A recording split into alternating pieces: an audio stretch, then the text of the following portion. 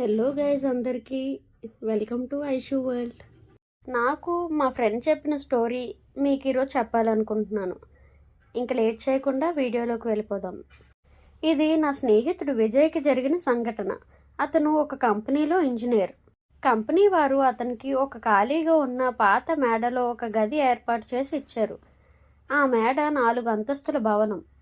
కానీ దానిలో విజయ్ ఒక్కడే ఉండేవాడు. మిగిలిన వాళ్ళందరూ పూర్తిగా ఖాళీగా ఉండేవారు. మిగిలిన ఏ అంతస్తులోనూ ఎవరూ ఉండేవారు కాదు. మొదటి 2 రాత్రులు సాధారణంగానే గడిచిపోయాయి. 3వ రాత్రి అర్ధరాత్రి సమయంలో అతనికి మేడపై నుండి ఏదో భారీ సామాన్లు ఆగే శబ్దం వినిపించింది. డ్రాగ్ డ్రాగ్ లాగా వినిపించింది.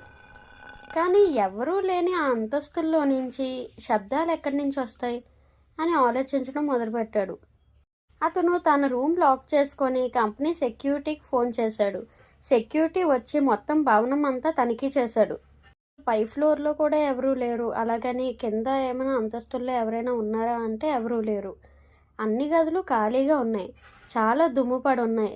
ఏదో పాత వస్తువు కింద పడి శబ్దం అయి ఉంటుంది సార్ అని చెప్పి సెక్యూరిటీ అన్నాడు. విజయ్ తనకు తను సమాధానం ఇచ్చుకొని సెక్యూరిటీని పంపించేసి అతను మళ్ళీ పడుకునే సమయానికి శబ్దాలు మళ్ళీ మొదలయ్యాయి. ఇప్పుడు అది భారీ చెప్పులు ధరించిన వ్యక్తి మెట్లెక్కడంలాగా ఉంది. దడ్ దడ్ దడ్ అని ఆ శబ్దం చాలా పెద్దగా వినిపించింది అతనికి. తర్వాత అది అతని గది ద్వారం వద్దకు వచ్చి ఆగిపోయింది. ఏదో కింద నుంచి మెట్లెక్కి ఎవరో మనిషి వస్తున్నట్లు వచ్చిందంట శబ్దం.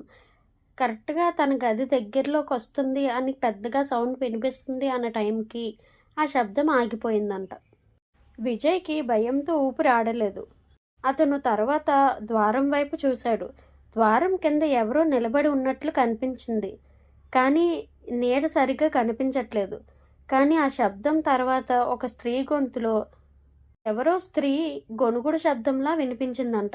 ఇది నా ఇల్లు అని అంటుందంట. అతను ఆ రాత్రి మిగిలిన భాగం అక్కడే కూర్చొని గడిపేశాడు. ఉదయమే అతను ఆ గది నుండి బయటికి వచ్చేశాడు. తర్వాత కంపెనీ ఓల్డ్ వర్కర్ నుండి తెలుసుకున్నాడు.